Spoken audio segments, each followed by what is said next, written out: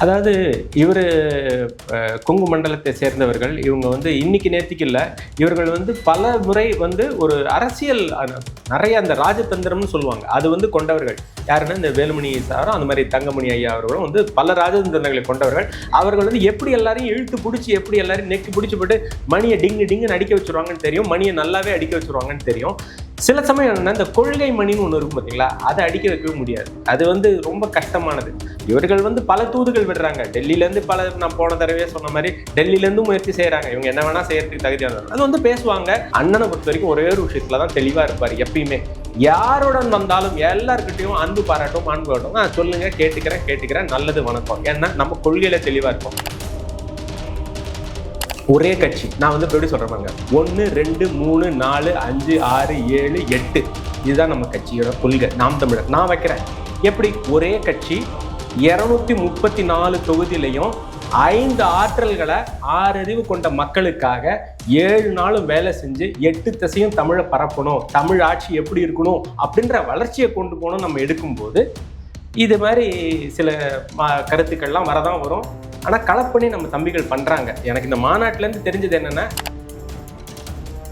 ஒரு பெரிய வீட்டுக்கு வீடு ஒரு விஜய் இருப்பார், அவர் வாக்கு செலுத்த பார்ப்பாருங்க. ஆமாம், நிச்சயமாக வீட்டுக்கு வீடு ஒரு விஜய் இருப்பார், வீட்டுக்கு வீடு ஒரு விஜய் இருப்பார். அவர் விஷயம் இல்லாத இருக்கிறார் என்பதை உணர்ந்து கொண்டு அவங்க வாக்களிக்க வரும்போது இளைஞர்களாக இருக்கக்கூடிய மாற்றத்தை தரவல்ல நாம் தமிழரை தேர்ந்தெடுப்பார்கள் தான் நான் பார்க்கிறேன்.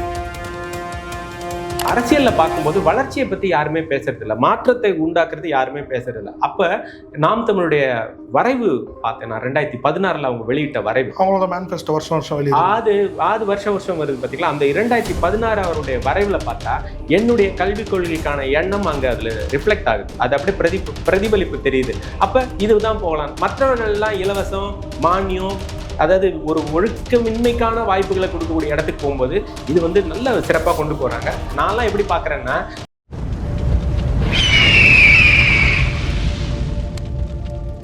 அரசியல் கருட நேயர்களுக்கு வணக்கம். இன்று நம்மோது இணையும் சிறப்பு விருந்தினர் கல்வியாளர் சூரியசேகர் அவர். வணக்கம் சார். வணக்கம் சகோ. எப்படி இருக்கீங்க சார்? நலம் சகோ. சார், சமீபத்தில் சீமான் அவர்களை தொடர்ச்சியாக பல கட்சிகள் கூட்டணிக்கு அழைக்கிறது, அதாவது இந்திய தரப்பு அழைக்கிறாங்கன்ற செய்தியெல்லாம் வெளியாயிட்டு அது 1 by 1 சமீபத்தில் கூட விஜய் தரப்பே சீமானிடம் பேச்சுவார்த்தை நடத்தினாங்க அப்படின்ற மாதிரிலாம் செய்திகள்லாம் வெளியாச்சு. இப்போ சீமான் அவர்களை எஸ்பி வேலுமணி அவர்கள் சந்திச்சிருக்காரு அப்படின்ற ஒரு செய்தி பரவ தொடங்கியிருக்கு. இந்த சந்திப்பின் பின்னணி என்னன்னு நினைக்கிறீங்க? சீமான் அவர்கள் என்ன சொன்னார்? அதாவது இவர் கொங்கு மண்டலத்தை சேர்ந்தவர்கள். இவங்க இன்னைக்கு நேற்றுக்கு இல்லை, இவர்கள் பல முறை ஒரு அரசியல் நிறைய அந்த ராஜதந்திரம்னு சொல்லுவாங்க, அது கொண்டவர்கள். யாருன்னா இந்த வேலுமணி சாரும் அந்த மாதிரி தங்கமணி ஐயா அவர்களும் பல ராஜதந்திரங்களை கொண்டவர்கள். அவர்கள் எப்படி எல்லாரையும் இழுத்து பிடிச்சி எப்படி எல்லாரையும் நெக்கி பிடிச்சி போட்டு மணியை டிங்குன்னு அடிக்க வச்சுருவாங்கன்னு தெரியும், மணியை நல்லாவே அடிக்க வச்சுருவாங்கன்னு தெரியும். சில சமயம் என்னன்னா இந்த கொள்கை மணின்னு ஒன்று இருக்கும் பார்த்தீங்களா, அதை அடிக்க வைக்கவே முடியாது. அது ரொம்ப கஷ்டமானது. இவர்கள் பல தூதுகள் விடுறாங்க டெல்லியிலேருந்து. நான் போன தடவையே சொன்ன மாதிரி டெல்லியிலேருந்து முயற்சி செய்கிறாங்க. இவங்க என்ன வேணா செய்யறதுக்கு தகுதியானது. அது பேசுவாங்க. தூது விட்டதாக செய்திகள் வருகின்றன, பேசியதாக செய்திகள் வருகின்றன. அண்ணனை பொறுத்த வரைக்கும் ஒரே ஒரு விஷயத்துல தான் தெளிவாக இருப்பார் எப்பயுமே. யாருடன் வந்தாலும் எல்லார்கிட்டையும் அன்பு பாராட்டும், அன்பு காட்டும். சொல்லுங்க, கேட்டுக்கிறேன், நல்லது, வணக்கம். ஏன்னா நம்ம கொள்கையில தெளிவா இருக்கும். நீங்க யார் ஒருவர் அந்த திராவிட சித்தாந்தத்துக்கு எதிராக, அதாவது எப்படி இந்த மொழியை ஆதரித்து நமக்கு அந்த எண்ணங்களை வளர்ச்சியை நோக்கி போறவங்களுக்கு மட்டும்தான் நம்ம செய்ய முடியும். இது இவங்களுடைய லாபி எதற்குமாக அவர் போவாரு அப்படின்றதுக்கு துளி கூட வாய்ப்பே கிடையாது. அதுல நான் ரொம்ப தெளிவா இருக்கேன். சார், இன்று தாவேக்காவில் 3ஆம் ஆண்டு தொடக்க விழா அது ஒரு புறம் நடந்துட்டு இருக்கு. மறுபுறம் சமீபத்தில் விஜய் அவர்கள் சொல்லிய ஒரு விடயம், என்னுடைய அரசியல் முன்னோடியாக நான் ஜெயலலிதா அவர்களையும் எம்ஜிஆர் அவர்களையும் கருணாநிதி அவர்களையும் தான் பார்க்குறேன் அப்படின்னு சொல்லிட்டு விஜய் அவர்கள் சொன்னதாக ஒரு விஷயம் ஒரு செய்தி வெளியாயிருந்து. சீமான் அவர்கள் இன்னைக்கே அதுக்கு பதிலடி கொடுத்துருக்காரு.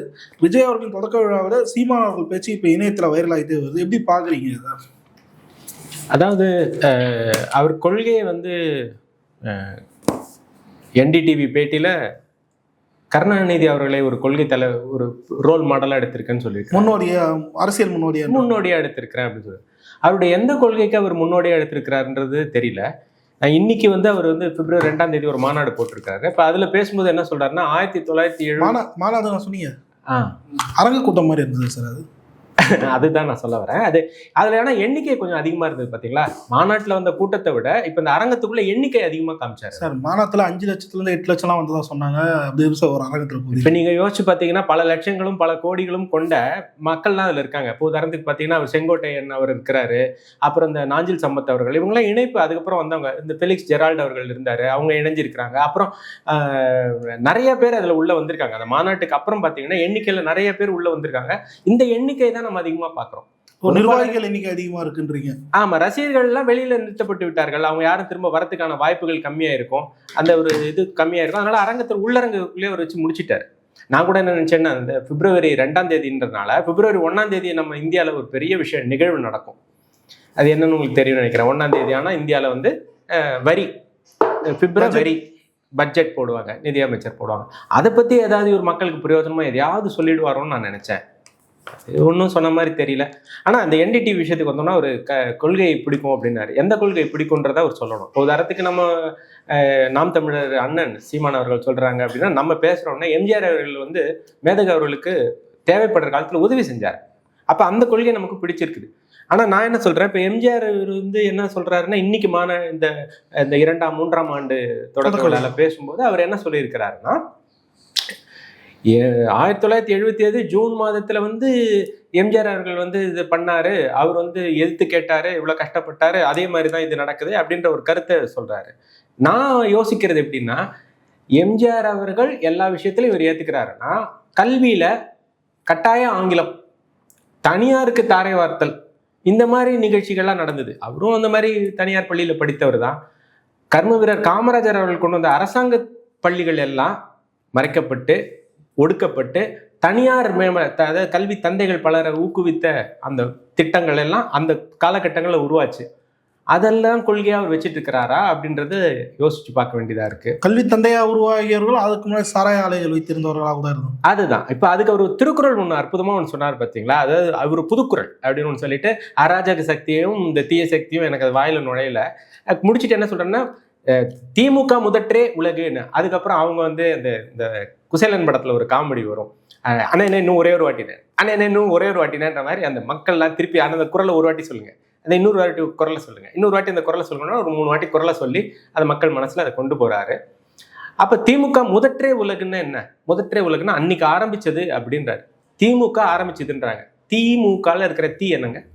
திராவிடம். அப்ப திராவிடம் அதை ஆரம்பிச்சதுன்னு சொல்லிட்டு நீங்க திராவிடம் ஒரு கண்ணுன்னு பேசுறீங்கன்னா, அப்ப கேட்கிறவன் என்ன வந்து எப்படி அது கேசவனா, K8 இல்ல கேனையனா அப்படின்ற கேள்வி நமக்கு வந்துருக்குது இல்லையா?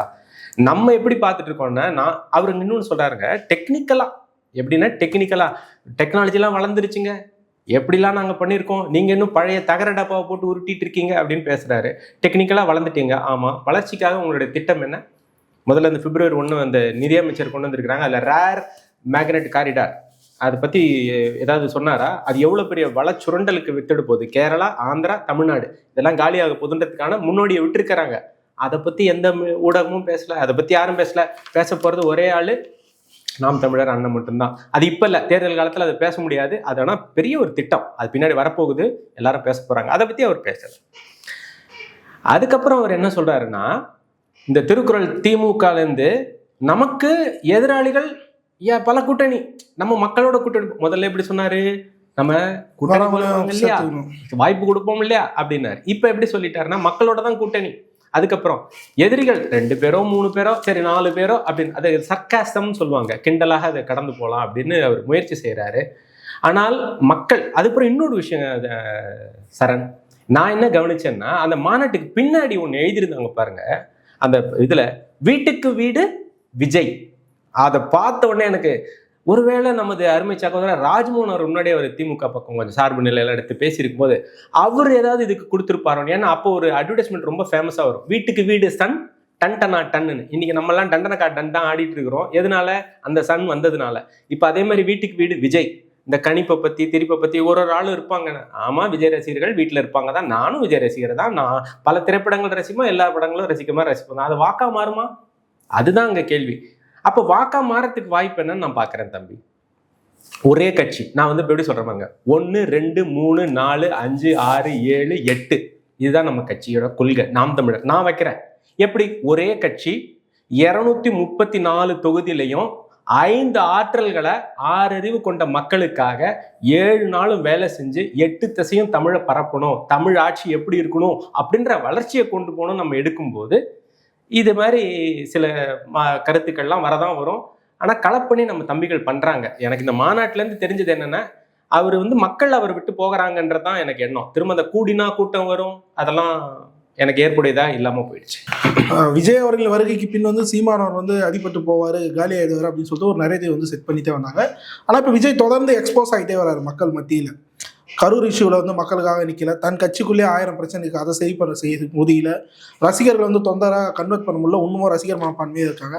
ஸோ இந்த 4 முனை போட்டியில தாவேகா பெருமளவு பங்கேற்கலையே அப்படின்ற ஒரு கேள்வி இருக்கு. நீங்க எப்படி பாக்குறீங்க? அதாவது இந்த ரசிகர்கள் மனநிலைன்னு ஒன்று இருக்கு பார்த்தீங்களா, அந்த மனநிலையை தலைவன்றவன் என்ன பண்ணணும்னா அதை அரசியல் படுத்தணும். இந்த அரசியல் படுத்துதல்ன்றது ரொம்ப சிறப்பாக பண்ணியிருந்திருக்கணும். அதை பண்ண தவறிட்டாங்க. அவங்களால பண்ண முடியும், நேரமும் இல்லை காலமும் இல்லை. அதுக்கு முதல்ல என்னென்னா சிந்தனை தெளிவாக இருக்கணும். அந்த சிந்தனை அவருக்கு இருந்திருந்ததுன்னா, அரசியல் புரிதல் இருந்திருந்ததுன்னா அவர் கண்டிப்பாக முதலடியாக என்ன பண்ணியிருப்பாருன்னா ரசிகர்களை அரசியல் படுத்தியிருப்பார். அது பண்ணலன்றதுக்கு நம்ம பல உதாரணங்களை பார்த்துருக்குறோம். தொடர்ந்து அந்த மாதிரி நிகழ்வுகள் நடந்துட்டு இருக்கு. மாறாக நாம் தமிழர் இளைஞர்கள்லாம் பார்த்தீங்கன்னு சொன்னால் ஏற்கனவே என்னென்னா களத்தில் போய் மக்களோட மக்களாக நின்று பணியாற்றி இருக்கிறதுனால அவங்களால சிறப்பாக எல்லாத்தையும் செய்ய முடியும். உதாரணத்துக்கு எப்படி நான் பார்க்குறேன்னா, இந்த குருதிக்கொடை பாசறைன்னு ஒன்று இருக்குது. அவங்களாம் அட்வர்டைஸ்மெண்ட்டு, பிராண்டு, பேனர்லாம் போட மாட்டாங்க. நேரடியாக என்ன பண்ணுறாங்கன்னா அந்த உதவியை போய் செஞ்சிடறாங்க. ரத்தம் வேணும் அப்படின்னு கேட்டவுடனே செஞ்சிடறாங்க. அப்போ அந்த மக்கள்லாம் என்ன பண்ணுவாங்கன்னா அன்றைக்கி பார்ப்பாங்க. இப்போ அவர் மேடையில் என்ன சொல்லியிருக்கிறாருன்னா, அன்றைக்கு காலையில் நீங்கள் பார்ப்பீங்க, ஒரு பெரிய வீட்டுக்கு வீடு ஒரு விஜய் இருப்பாரு, அவர் வாக்கு செலுத்த பார்ப்பாருன்னு. ஆமா, நிச்சயமாக வீட்டுக்கு வீடு ஒரு விஜய் இருப்பார், வீட்டுக்கு வீடு ஒரு விஜய் இருப்பார். அவர் விஷயம் இல்லாத இருக்கிறார் என்பதை உணர்ந்து கொண்டு அவங்க வாக்களிக்க வரும்போது இளைஞர்களாக இருக்கக்கூடிய மாற்றத்தை தரவல்ல நாம் தமிழரை தேர்ந்தெடுப்பார்கள் தான் நான் பார்க்கிறேன். நான் விஜய் தரப்பினர் பெருசா, அதாவது மேற்கு அவங்க கட்சியில் இருக்கக்கூடிய முக்கிய நிர்வாகிகள் நாம் தமிழரை ஒரு பொறுத்தாவே கண்டுக்க மாட்டாங்க. நாம் தமிழா தான் போய் போய் போய் விஜய் அவர்களும் தாவேகா அவர்களும் விமர்சிக்குது. இப்படி ஒரு பார்வை இருக்குங்களா? அதாவது எப்படி நம்ம புரிஞ்சிக்க வேண்டி இருக்குதுன்னா, மக்கள் எந்த பக்கத்துல மாறிடுவாங்கன்னு ஒன்று இருக்கு. ஒன்று பக்கம் ஒரு வார்த்தை சொல்லுவோம், விருப்பம்னு ஒன்று இருக்கு, யதார்த்தம்னு ஒன்று இருக்கு. இப்போ எனக்கு ஒரு விருப்பம் இருக்கும், ஆனா யதார்த்த உலகம் வேறையா ஒன்று இருக்கும். அந்த மாதிரி ஒரு விருப்பம் ஒருத்தவங்களுக்கு இருக்கு. அந்த விருப்பம் என்ன அப்படின்னா தான் சீஃப் மினிஸ்டர் ஆகணும் அப்படின்னு. யதார்த்தமா அது நடந்துருமா அப்படின்னா அது நடக்காது, வாய்ப்பு இல்லை. அதே மாதிரி இன்னொருத்தருக்கு ஒரு விருப்பம் இருக்கு, நான் ஒரு கனவு காண்றேன், எனக்குன்னு ஒரு கற்பனை தேசத்தை வச்சிருக்கிறேன், அந்த தேசத்துல வளர்ச்சிகள் இருக்கணும் அப்படின்னு நான் எதிர்பார்க்கிறேன். அப்ப அது உடனடியாக நடந்துருமான்னா நேரம் எடுக்கும். இப்ப ஒரு சின்ன ஒரு திட்டம் நான் சொல்றேன். என்னுடைய புரிதலுக்கு பாட்டிலுக்கு 10 ரூபா, பாட்டு பாடினாங்க. இப்போ அந்த பாட்டிலுக்கு 10 ரூபாயை ரிட்டர்ன் எடுக்கிறாங்க. எப்படி ரிட்டர்ன் எடுக்கிறான்? அதை நீ கொண்டு வந்து கொடுத்தா ரிட்டர்ன் எடுத்துடலாம். அப்போ அது கூடவே இருக்கிற பிளாஸ்டிக் இருக்கு இல்லையா, அந்த கண்டெய்னருக்கு ரிட்டர்ன் உண்டா? மகிழிக்கு அதுக்கு ரிட்டர்ன் கண்டெய்னர் உண்டா? அது ஒரு கேள்வி. இப்போ இன்னொன்று என்னன்னா, ஏற்கனவே காய்லான் கடைன்னு சொல்லுவோம். அதுல சில பேர்லாம் பார்த்தீங்கன்னா இன்னைக்கும், அதாவது பல பேர் 28 கோடி மக்களுக்கு மேல இன்னைக்கும் இரவு உணவு இல்லாம தூங்க போறவங்க இருக்காங்க. ஒரு குருவி கூட இரவு உணவு உண்டுட்டு தான் தூங்கும். ஒரு காக்கை குருவி கூட இரவு நேரத்துல நிம்மதியாக தான் தூங்கிறோம். ஆனால் மனிதர்கள் பல பேர் இரவு உணவு இல்லாமல் தூங்குறாங்கன்னு தான் டேட்டா சொல்லுது. அப்போ அவங்களாம் என்ன பண்ணுவாங்கன்னா, ஒரு குப்பையிலேருந்து இந்த பாட்டிலாம் பொறுக்கி ஒரு இடத்துல போட்டு ஒரு 10 ரூபா 20 ரூபா கொடுத்து வாங்கி ஏதாவது ஒரு சாப்பிட்றதுக்கான இடத்த கூட இவங்களே பொறுக்கி சாப்பிட்ருவாங்களா அப்படின்ற ஒரு கேள்வி நமக்கு மனசுல இருக்கு. அந்த விஷயங்களை பத்தி நான் பேசணும் அப்படின்னு நினைக்கிறேன். அப்ப ரிட்டர்ன் வாங்குறது எதுல வாங்கலாம்? நீங்க இலவசமா கொடுக்குறீங்க இல்லையா, இலவசமா கொடுக்கறது எல்லாமே ரிட்டர்ன் வாங்கப்படலாமா கூடாதா? யாருக்கு சொந்தம்? அது மக்களுக்கு தான் சொந்தம். திருப்பி ரிட்டர்ன் வாங்கி தான் அவங்க ரெடி பணத்துல செய்யக்கூடியது. இப்ப நான் ஒரே ஒரு அதிரடியான ஒரு கேள்வி கேட்கிறேன், இங்க இருக்கக்கூடிய ஆட்சியாளர்களை பார்த்து கேட்கிறேன். கல்வி புத்தகங்கள்லாம் நீங்க மாணவர்களுக்கு கொடுக்குறீங்க இல்லையா, அந்த புத்தகங்கள் எல்லாம் யாருக்கு சொந்தம்? மாணவர்களுக்கு தான் சொந்தம். அவங்க மாணவர்களுக்கு சொந்தம். ஒரு ஆண்டுக்கு நான் இலவசமா கொடுக்குறேன், திருப்பி போகும்போது வாங்கிக்கலாம் இல்லையா? வாங்கிக்கிறாங்களா? வாங்கிக்கலாம். சில ஸ்கூல்ல வாங்குவாங்க, சில ஸ்கூல்ல அப்படி. எந்த அரசாங்க பள்ளியிலும் வாங்குறது இல்ல. வாங்கி இருந்தால் அது திரும்ப நம்ம கிட்ட சுழற்சி முறையில் எடுத்திருந்தேன்னா அதுல ஒரு புத்தகத்தோட விலை 100 ரூபான்னு வைங்களேன், சந்தை மதிப்பு. அது ரிட்டர்ன் வாங்குறது எல்லாத்தையும் கம்பல்சரியா வாங்க நான் சொல்லல. ஏன்னா சில பேர் என்ன பண்ணுவாங்கன்னா, கிழிஞ்சு போயிடும், நெகிழ்ந்து போயிடும், அதெல்லாம் வேற இல்ல. எந்த நிலையில இருந்தாலும் புத்தகங்கள் வேணும். அல்லது தொலைஞ்சு போயிடுச்சு, ஒரு அண்டர்டேக்கிங், ஒரு ஹெட் மாஸ்டர் தலைமை ஆசிரியருக்கு தெரியும் இந்த இடத்துல இந்த மாணவனுக்கு இது வேண்டாம்பான்னு விட்டுறலாம். அதுக்கப்புறம் மீதி இருக்கிறத நீங்க கொண்டு வந்து கொடுன்னு சொன்னா அது பயன்பாட்டுக்கு வரும். சுழற்சி, நீ முன்னாடி 100 புத்தகம் போட்ட இடத்துல 99 போடலாம். இந்த மாதிரி ஆக்கப்பூர்வமான சிந்தனைகள்லாம் நாம் தமிழர்கிட்ட இருக்கு. இவன்லாம் வந்தான்னா கிட்ட நம்ம கிட்ட வந்தான்னா எங்கடா நம்ம இவங்கள்ட்ட இதெல்லாம் பேச முடியாது. ஏன்னா இவங்களுக்கு இதை பத்தி நான் வளர்ச்சி திட்டம் எதுவும் இல்லை. சும்மா டெக்னிக்கலா நான் இதை பண்றேன், டெக்னாலஜியா இதை பண்றேன்னு பேசுவாங்களுக்கு, வளர்ச்சி திட்டம் இல்லை. நாம் தமிழர்கிட்ட இந்த மாதிரி வளர்ச்சி திட்டங்கள் ஒவ்வொரு இடத்துல எங்கெங்கிறதெல்லாம் வருமானத்தை எடுக்க முடியும் அப்படின்னு சொல்ல முடியும்.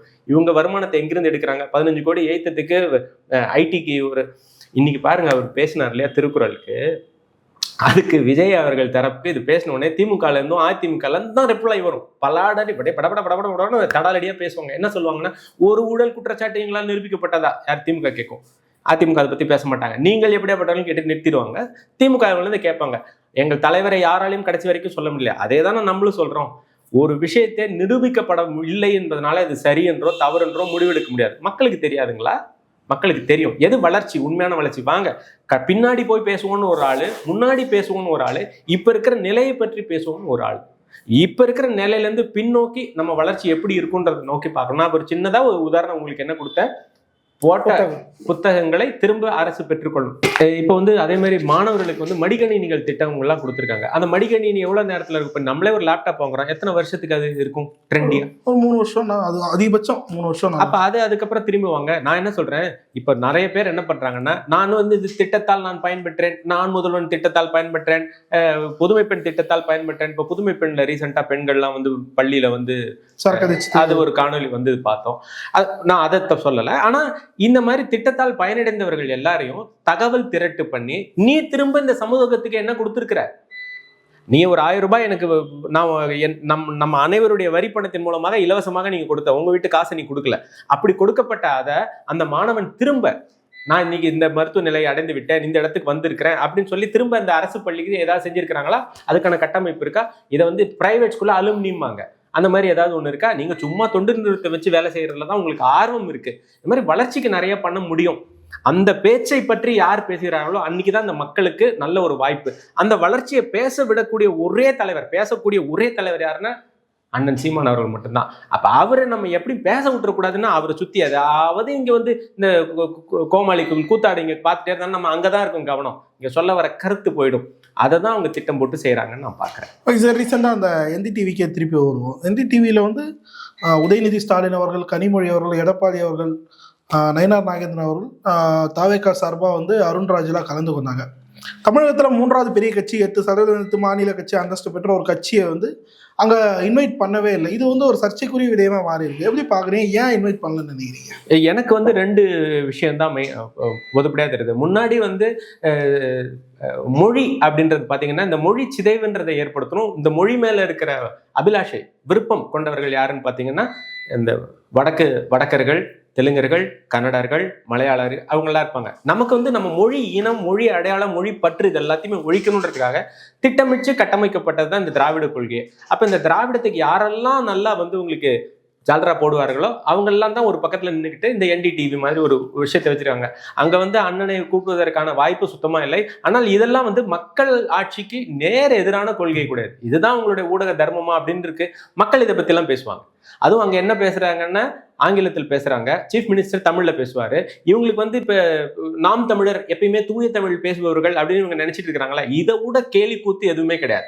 நாம் தமிழ்ல இன்னைக்கு இளைஞர்கள் பாத்தீங்கன்னா எப்படி இருக்காங்கன்னு உங்களுக்கு தெரியும். அந்த 234 நான் சொன்ன பார்த்தீங்களா, 234 தொகுதியில கிட்டத்தட்ட 130க்கு மேல பகுதியில எல்லாம் 25 வயசுல இருந்து 35 வயது உள்ள இளைஞர்கள். நான்லாம் எப்படி பாக்குறேன்னா, நான் சாவறதுக்கு முன்னாடி எப்படியாவது என்னுடைய தம்பி தங்கைகள்லாம் அமைச்சராயிட மாட்டாங்களா? அவங்களோட ஆற்றல், அத்தனை ஆற்றல், இளையவர்களுடைய அத்தனை ஆற்றல், திறமை இருக்குது, மொழி இருக்குது, அறிவியல் இருக்குது, வல்லுநர்கள் எடுத்துருக்காங்க. இவங்கெல்லாம் அமைச்சராக மாட்டாங்களான்னு நான் பாக்குறேன்.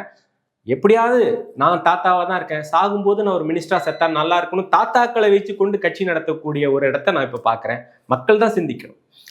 ஓகே. ஆனா நாம் தமிழர் கட்சியிலேயே பயணித்த முன்னாள் தமிழ் தேசியவாதிகள் இப்போ கூட பல யூடியூப்ல பேசக்கூடிய சிலர்ல நாம் தமிழர் அதிமுக கூட்டணிக்கு போகலாமே அப்படின்ற ஒரு ஐடியா சொல்றாங்க.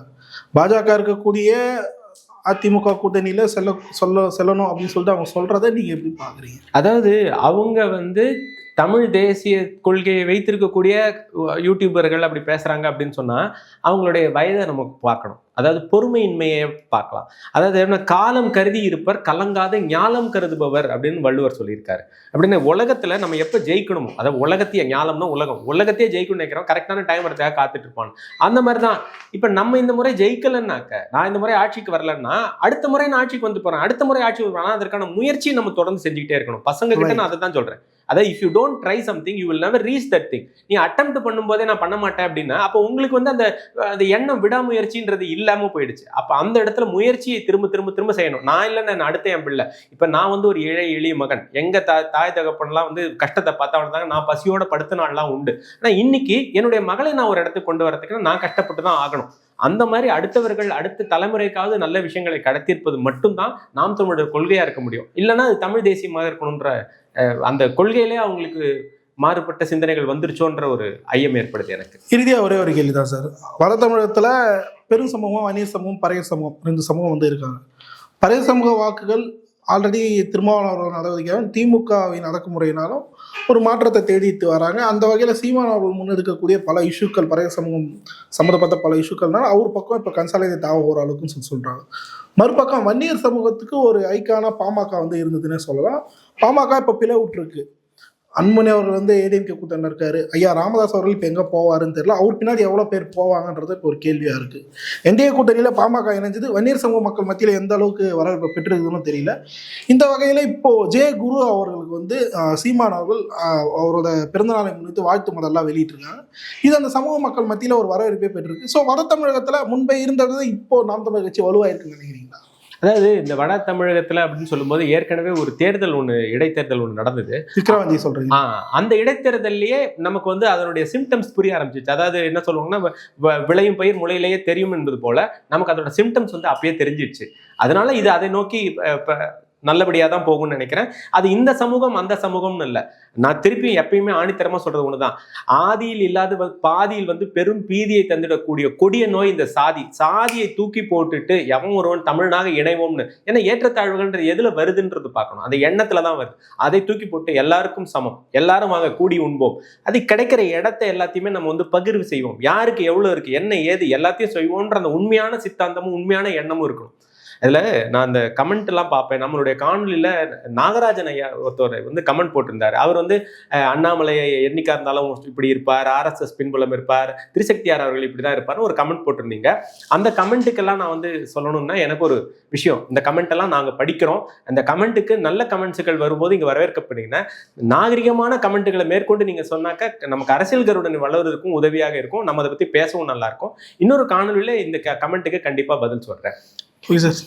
இன்னும் ஒரே ஒரு தகவல், இந்த வளர்ச்சி பணியில நம்ம முக்கியமா ஒண்ணு நான் சொன்னேன். அதே மாதிரி இன்னொன்னு, இந்த நகரத்தை வந்து எப்படி மேம்படுத்தணும். இப்ப இங்க வந்து ஒரே கூட்டம் கொச்ச கொச்ச கொச்ச கொச்சன்னு எல்லாரும் சென்னை நோக்கியே வந்து, அப்ப அதை மேம்படுத்துறது தலைநகர மாற்று திட்டங்கள் என்னென்ன இருக்கு, அந்த தலைநகரை எப்படி எக்ஸ்பேண்ட் பண்ண போறோம், இதெல்லாம் நாம் தமிழர்ல இருக்கு. அதை பத்தி யாராவது பேசுங்க. அதை பத்தி பேசுறதுக்கு தெரியல தைரியமும் இருந்துச்சுன்னா தாராளமா பேசலாம். அதுதான் வளர்ச்சி அரசியல். இன்னொரு விஷயம், நீங்கள் பேசின ஒரு வீடியோ வந்து சமீபத்தில் பெருசாக போயிருந்தது. சீமானுக்காக என் வேலையை விட்டேன் அப்படின்ற மாதிரி ஒரு விஷயத்த வந்து சொல்லி, என்ன காரணம் அது? அதாவது ஃபர்ஸ்ட் அந்த ஒரு இதுவாகவே போயிடலாமே, எங்கே ஒர்க் பண்ணீங்க, என்ன ஒர்க் பண்ணீங்க, எதனால் தமிழ் தேசியம் மேலே ஈடுபாடு வந்தது அப்படின்றாங்க. அது தமிழ் தேசியம்ன்றது சொல்ல முடியாது, அரசியலுக்குள்ள ஈடுபடணுன்றதான் என்னுடைய கருத்தாவே இருந்துட்டு இருந்தது. எப்படின்னா, 8ஆம் வகுப்பு நான் படிக்கும்போது நான் ஆசிரியர் ஆகணும்னு முடிவு பண்ணினேன். எனக்கு வந்து ஈர்ப்பு ஏற்பட்டது ஒரு ஆசிரியர் தான் காரணம். அதுக்கப்புறம் எனக்கு வாய்ப்பு கிடைச்சது. நான் நல்லா மார்க் எடுத்திருக்கேன். என்னோட 10th 12th மார்க் அதுக்கெல்லாம் சாட்சி. ஆனால் எனக்கு வாய்ப்பு கிடைச்சது இன்ஜினியரிங்கு கூட. அப்போ நான் வந்து போக கிடையாது. எனக்கு வந்து இந்த கல்லூரியில் தான் படிக்கணும் அப்படின்னு கணிதத்தை தேர்ந்தெடுத்து படித்தேன். அதே மாதிரி முதுகலை பட்டம் படிக்கும்போது ராமானுஜம் இன்ஸ்டிடியூட்டில் தான் படிக்கணும் முடிவு பண்ணேன். அங்கே தான் படித்தேன். அது வந்து அப்போ வந்து ஃபைன் ஆர்ட்ஸ் கோட்டான்னு சொல்லக்கூடிய இடத்துல எனக்கு கிடைச்சிது. அதாவது ஆட பாட மிமிக்ரி பெர்ஃபார்மன்ஸு இதெல்லாம் நான் பண்ணக்கூடிய ஆளாக இருந்தது. திரை வாய்ப்புகள் எனக்கு வந்தது. அப்போ நான் அதை மறுத்துட்டு எனக்கு கல்வி தான் வேணும்னு இருந்தேன். ஏன்னா பல காரணங்கள் அதில். அதுக்கப்புறம் ஒரு பள்ளியிலே ஒரு ஆசிரியராக சேர்ந்து தலைமை ஆசிரியராகி முதல்வராகி அப்படியே ஒரு இடத்துல டக்கு 30 வயசுல சென்னையினுடைய பள்ளி முதல்வர் ஆகிட்டேன். நான் தலைமை ஆசிரியர் ஆகிட்டேன் 30 வயசுல. அப்போ வந்து கோ எஜுகேஷன் இன்ஸ்டிடியூஷன்ஸ், ஆண் பெண் இருபாலர் படிக்கக்கூடிய பள்ளியில 30 வயசை சேர்ந்த ஒருவனுக்கு தலைமை ஆசிரியர் பதவியை கொடுத்துருக்காங்கன்னா ஒழுக்கத்தை பற்றின கேள்விகள்லாம் மனசுக்குள்ளே இருக்கணும். இன்றைக்கு எப்படி இருக்குன்றது தெரியல. ஆனால் அதுக்கப்புறம் நான் வந்து கிட்டத்தட்ட 56 பள்ளிகள் பயணிச்சிருக்கேன். எனக்குன்னு தனியாக ஒரு பிரபல பள்ளி குழுமங்களில் வந்து தலைமை ஆசிரியராக இருந்தேன். அதுக்கப்புறம் 56 பள்ளிகள் பிரயாணித்து நல்லது கெட்டதெல்லாம் பார்த்துருக்குறேன். எனக்கு கல்வியின் மூலமாக தான் புரட்சி ஏற்படுத்த முடியும்ன்றது என்னோட எண்ணம். அதுக்காக நம்ம வந்து எப்பயுமே வேலை செய்யணுன்றது. ஏன்னா இந்த சிந்தனையை நம்ம அங்கதான் கொண்டு வர முடியும். ஒரு எது நல்லது எது கெட்டது அப்படின்றத நம்ம அங்கதான் கொண்டு வர முடியும்ன்றதுனால அதை செஞ்சேன். இப்ப அரசியல்ல பார்க்கும்போது வளர்ச்சியை பத்தி யாருமே பேசுறது இல்லை, மாற்றத்தை உண்டாக்குறது யாருமே பேசுறது இல்லை. அப்ப நாம் தமிழுடைய வரைவு பார்த்தேன் நான் 2016 அவங்க வெளியிட்ட வரைவு, அவங்களோட மேனிஃபெஸ்டோ வருஷம் வெளியிட அது வருஷம் வருது பாத்தீங்களா. அந்த 2016 அவருடைய வரைவுல பார்த்தா என்னுடைய கல்விக் கொள்கைக்கான எண்ணம் அங்க அதுல ரிஃப்ளெக்ட் ஆகுது. அது அப்படியே பிரதிபலிப்பு தெரியுது. அப்ப இதுதான் போகலாம். மற்றவர்கள் எல்லாம் இலவசம், மானியம், அதாவது ஒரு ஒழுக்கமின்மைக்கான வாய்ப்புகளை கொடுக்கக்கூடிய இடத்துக்கு போகும்போது இது வந்து நல்ல சிறப்பா கொண்டு போறாங்க. அதே மாதிரி இந்த ஆற்றல்கள் பத்தி பேசுறாங்க. யாரெல்லாம் பின்னாடி 10 வருஷத்துக்கு பின்னாடி வரக்கூடிய விஷயத்தை இன்னைக்கு பேசுறாங்களோ அவங்க தான் வந்து முன்னோடியா பார்க்கணும். அந்த வகையில அந்த வரைவு சிறப்பா இருந்தது. பிற்பாடு தலைவன் ஒருவனை எப்படி நம்ம ஐடென்டிஃபை பண்ணணும்னா மக்கள்கிட்ட எப்படி பழகுறாங்க. மேடை பேச்சு அல்ல, மேடை பேச்சை தாண்டி உள்ள வரணும், உள்ள உறுதி இருக்கணும், அந்த கொண்ட கொள்கையில இருக்கணும். அவரை பத்தி நிறைய பேர் என்ன சொல்லிட்டு இருந்தாங்கன்னா, அவர் அப்படி பேசினாரு, பெரியாரை பத்தி இப்படி பேசினாரு, இப்படி பேசுறாரு, மாற்றுக்கருத்துக்கள் மாறி மாறி வைக்கிறாங்க சீமானை பத்தி. ஏன்னா ஒரு தடவையும் வரும். நான் கூட தான் 2004 கலர் ட்ரெஸ் போட்டிருந்தேன், இப்போ ஒயிட் அண்ட் ஒயிட் போட்டிருக்கேன். உடனே அந்த போட்டோ எடுத்து இவர் கலர் ட்ரெஸ் போட்டார் தெரியுமா, நீங்க கூட ஒரு வாட்டி கறி சாப்பிட்டுருப்பீங்க, இப்போ கறி சாப்பிட்றது நிறுத்திருப்பீங்க, ஒரு நோய் வந்திருக்கலாம் நிறுத்திருப்பீங்க, அவர் கறி அப்போ சாப்பிட்டாரு தெரியுமா. என்ன பேச்சு இதெல்லாம்? வளர்ச்சியை பத்தி பேசுங்க. பழையதை கழிப்போம், புதியன புகுவோம். அதுதான் போகின்றோம், அதுதானே தைப்பொங்கல்ன்றோம், அதுதானே திருவிழான்றோம். தமிழர் திருநாள் இன்னைக்கு இன்னும் பழசையே பேசிட்டு இருக்கீங்களா? மாற்று அரசியல் பேச வேண்டாமா, வளர்ச்சி அரசியல் பேச வேண்டாமா, அதற்கு எல்லாரும் சேர்ந்து ஒண்ணு போட வேண்டாமான்ற கொள்கை நாம் தமிழ்ல இருந்தது. அதுக்கு 50 வயசு தாண்டிட்டோம். இனி கடைசி கொஞ்ச நாட்கள் என்னால் முடிந்தது நாட்டுக்கான சேவை. என்னுடைய அறிவு, இவ்வளவு நாள் நான் கலந்துகிட்ட அறிவு, அந்த அறிவை மக்களுக்கு கடத்திட்டு போவோம். எனக்கு இதுல பிரதிபலன் ஒண்ணுமே தேவையில்லை. அந்த மக்கள் அடுத்த முறை இருந்தாங்கன்னா என் பிறவி கடன் தீர்ந்தது, என் கடன் தீர்ந்தது, இறக்கும் போது நிம்மதியாக இருப்பேன் அப்படின்ற எண்ணத்தோட தான் நான் வேலையை துறந்தேன். குறிப்பா வேட்பாளர் அறிமுகம் ஒரு நாளைக்கு அங்கங்க யாருன்னு சொல்லிட்டு தொடர்ச்சியா வெளிவந்துட்டே இருக்கு. அதில் சர்ப்ரைஸா ஒரு விஷயம், 2016 ஒரு திருநங்கை தங்கைக்கு வந்து வேட்பாளராக வந்து சீமானவர்கள் வந்து இடம் அளித்தார். அதற்கு பின் வந்து இப்போ 2026 சட்டமன்ற தேர்தலில் வில்லிவாக்கம் தொகுதியில் ஒரு திருநங்கையை வந்து வேட்பாளர் நிறுத்துறாரு. ஒரு பக்கம் சர்ச்சைகள் கிளம்புது, ஒரு பக்கம் ஆதரவு கிளம்புது. நீங்க எப்படி பாக்குறீங்க முதல்ல அந்த விஷயத்த, ஒரு திருநங்கை சகோதரி வந்து வேட்பாளர் நிறுத்துறது? மிகவும் வரவேற்க தகுந்த ஒரு விஷயம். நான் வந்து எப்பயுமே எப்படி பார்ப்பேன்னா, இறைவன் வந்து அருள் வடிவம் செய்யணும்னு நினைச்சாருன்னா சில சமயம் நமக்கே தெரியாம செய்வார். இப்ப சிவன்னு ஒரு இதுல சொல்லுவாங்க, சக்தின்னு ஒண்ணுத்த சொல்லுவாங்க. இது இரண்டையும் கலந்துதான் சிவசக்தி அப்படின்ற ஒரு எண்ணம் வருது. அந்த மாதிரி இந்த சிவசக்திக்கான வாய்ப்பாக அடிக்கடி அண்ணன் சொல்லுவாரு, சிவன் தாண்டவம் பார்த்திருப்ப, சீமான் தாட்டத்தை பார்க்க போறேன்னு. இது ஒரு ஆட்டத்தினுடைய முதல் படி. அவர் சிவசக்தின்ற ஒரு படியை எடுத்து வச்சிருக்கிறாரு அப்படின்னு தான் நான் பாக்குறேன். அதே மாதிரி அவங்களுக்கு சர்ச்சைகள் உருவாகுது பாத்தீங்களா. அவங்க இதை சப்போர்ட் பண்றவங்க, அதை சப்போர்ட் ஓப்பனாக பேசலாமே. எல்ஜிபிடிக்யூ வந்து அவங்க சப்போர்ட் பண்றாங்க, நாம் தமிழர் கட்சி எல்ஜிபிடிக்யூ வந்து ஆதரிக்குதா அப்படின்ற மாதிரி ஒரு கேள்வி வந்து எழுப்பும். அதாவது இங்க எப்படி அப்படின்னு சொன்னா, ஒவ்வொரு இது வந்து மக்களாட்சின்னு சொல்ற பார்த்தீங்களா, டெமோக்ராட்டிக், எல்லாருக்குமே வந்து அந்த கட்சியினுடைய அமைப்புல ஒரு எண்ணம் இருக்கும்னு. அந்த எண்ணங்கள் ஒவ்வொருத்தவங்களுக்கும் ஒரு மாதிரி இருக்கலாம். அதை தான் முதல்லயே நான் சொன்னேன். 1977 அஇஅதிமுக உருவாக்கப்பட்ட போது இருந்த அதே கொள்கை, திமுக அண்ணாவால் உருவாக்கப்பட்ட போது இருந்த அதே கொள்கை, திக உருவாக்கப்பட்ட போது இருந்த அதே கொள்கை தான் இன்னைக்கு இருக்கு. நீங்க சொல்லுங்க, இல்ல ஏன் அந்த கொள்கைகள் மாறுகிறது? கால சூழலுக்கு ஏற்ற மாதிரி கொள்கைகள் மாறதான். அப்ப அந்த கால கொள்கைகளுக்காக, சில சூழல்களுக்காக ஒவ்வொருத்தவங்க சொல்ற கருத்துக்கள் அனைத்தையும் நம்ம ஏத்துக்கணும்னு அவசியம் இல்லை. அதாவது ஆன்மீகம், அரசியல் இரண்டும் பிரிக்காமல் ஒன்றாகவே இருந்திருக்குன்னு மல்லை சத்யா பேசியிருக்கிறார். எப்பயுமே அரசியலும் இங்கே ஆன்மீகம் இருந்தே இருக்கணும். இதை ரஜினிகாந்த் அவர்கள் ஆன்மீக அரசியல்னு பேசும்போது எத்தனை குரல்கள் இவங்களே பேசினாங்க, இதே மல்லை சத்யா பேசினாருன்னு இருக்கு. அப்போ ஒரு நேரத்துல எது சரின்னு பருவுகிறதோ அது இன்னொரு நேரத்துல தவறாகப்படும். அப்ப இது வந்து எப்படின்னா, வேட்பாளருடைய சிந்தனை பயணிக்கும் போது இருப்பது எப்படி அப்படின்றத நம்ம பார்ப்போம். கட்சியினுடைய நிலைப்பாடு என்பதை எப்போதுமே தொண்டர்களாகவும் அது மற்றவங்க எல்லாருமே ஏற்றுக்கொண்டுதான் பயணிப்பாங்க. சார், இதை தொடர்ந்து மாற்றத்தை விரும்பும் மக்களின் மாநாடு இன்னும் 20 நாட்கள் தான் இருக்கு. சீமான் அவர்கள் சொல்லியிருந்த ஒரு விஷயம், 10 லட்சத்துக்கும் மேற்பட்ட மக்களை வந்து நம்ம கூட்டி காட்டணும் அதெல்லாம் சொல்லுது. ஒரு தேர்தல் நெருக்கத்தில் ஒரு கட்சிக்கு 10 லட்சம் மக்கள் ஒரு கூட்டமாக இணைகிறாங்கன்னா அது ஆளுங்கட்சிக்கு பேக் ஃபயர் ஏற்படுத்தக்கூடிய ஒரு விஷயம். இப்போ விஜய் அவர்கள் தொடர்ச்சியாக கூட்டம் வந்தது, அதில் ஒரு இஷ்யூ ஆச்சு. இப்போ சீமான் அவர்களும் அப்படி இஷ்யூ ஆகும், இல்லை அதை வந்து ஆளுங்கட்சி ஏற்படுத்தும் அப்படின்ற மாதிரி ஒரு விஷயங்கள்லாம் சொல்கிறாங்க. இதையெல்லாம் மீறி இந்த மாநாட்டை வந்து எந்த அளவுக்கு சக்ஸஸ்ஃபுல்லாக நடத்துவாருன்னு நினைக்கிறீங்க? அதாவது இந்த மாநாட்டுடைய சக்ஸஸ்ன்றது எங்கே வருது அப்படின்னா, மக்கள் பார்க்க வேண்டிய இந்த நாம் தமிழர் கட்சியினுடைய எந்த ஒரு கூட்டமும், எந்த ஒரு பொதுக்கூட்டமும், எந்த ஒரு மாநாட்டுக்கு பின்னாடி இருக்கிற வெற்றியை எங்கே பார்க்கணும் அப்படின்னா, அண்ணன் பேசியதுக்கு வரலாம் நீங்கள் எல்லாம் பார்த்துட்டு போயிடுவீங்க. பேசிய பிற்பாடு அங்கே இருக்கிற தொண்டர்கள், நாம் தமிழர் தொண்டர்கள் அவங்க செய்கிற செயல்கள் இருக்கு பார்த்தீங்களா, அந்த செயல்களை தான் மற்றவர்கள்லாம் பார்க்கணும்னு தான் நான் பார்க்குறேன். ஏன் நீங்கள் ஒரு 10 லட்சம் பேரா வேணாம், 10 பேரா வேணாம், 1000 பேரா வேணாம், 1 லட்சமா எத்தனையோ, அதாவது பூஜ்ஜியத்துக்கு மதிப்பு இல்லை. அதுக்கு முன்னாடி ஒன்றாக நிற்கிறார் பார்த்தீங்களா, ஒன்றாக அண்ணன் நிற்கிறார், ஒன்றாக எங்களை நிற்க வைக்கிறார். நாங்கள் எல்லாம் பூஜ்ஜியம் தான். எத்தனை பூஜ்ஜியங்கள் சேர்ந்தாலும் அண்ணனுக்கு நாங்கள் மதிப்பு கூட்டிக் கொண்டே இருப்போம்.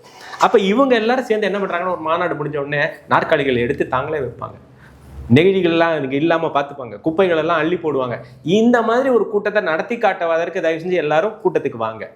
நான் யாரை கூப்பிடுறேன்? மக்களை கூப்பிடுறோம். மக்கள்ன்றவங்க தான் தொண்டன். ஒருத்தர் இருக்காருங்க, அவரு அப்பாவா இருப்பாரு, பள்ளிக்கூடத்துக்கு போனால் வாத்தியாரா இருவாரு, அவர் போலீஸ் கான்ஸ்டபிளா இருக்காரு அப்படின்னா, ஒரு வேலைக்கு போனாலும் ஒரு போலீஸா இருக்கலாம், ஒரு மருத்துவராக இருக்கலாம். ஆனால் வீட்டுக்கு வந்தா ஒரு அப்பா, அண்ணன், தங்கைக்கு அவரு அண்ணனா இருக்கலாம், புரியுதுங்களா, அப்பாவுக்கு ஒரு பையனா இருக்கலாம். அப்போ பல்வேறு ரோல்ஸ் இருக்கும். அதே மாதிரி நீங்க ஒரு மக்கள், அப்போ நீங்க ஒரு மக்களா அந்த இடத்துக்கு வந்து மாநாட்டை பார்த்துக்கிட்டு நீங்க கத்துக்கலாம். இவங்க தடைகள் பயங்கரமா கொடுப்பாங்க, அதுல வந்து எல்லளவும் டவுட் கிடையாது. முதல்ல என்ன பண்ணுவாங்கன்னா, பேருந்து கொடுத்தா ஓனரை மிரட்டுவாங்க.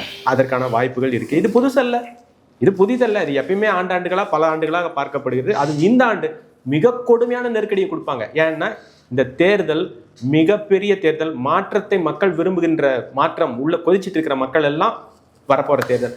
தடுத்தாங்கன்னா நடைபயணத்தோட கட்டிஸ் வந்துட்டு அண்ணன் சொல்லியிருக்காங்க. நான் என்னுடைய இடத்த புக் பண்ணிட்டேன், February 21 தயாராகிட்டேன். பல்லர்கள் இதில் நேரத்துக்கு நன்றி.